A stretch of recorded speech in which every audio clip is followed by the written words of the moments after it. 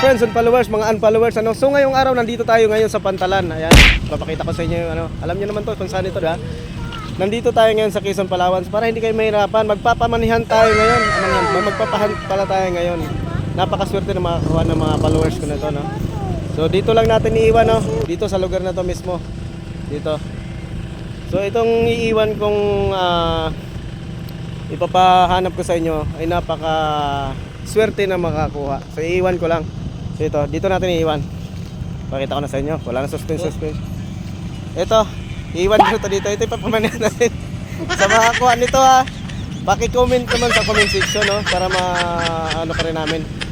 Para malaman natin kung sino talaga yung nakakuha ng ating pahand. Ayan, tingin nga muna dito. Ito yung iiwan ko, single po yan. 25 anyo, single pa rin hanggang ngayon. Virgin since birth. O sa mga, ito para sa mga kababaihan lang to. Pwede rin sa mga bading. So ito yung papamanihan natin. Tingin ka muna. Yan. Upload natin to mamaya. O, paunahan na lang. So bye bye.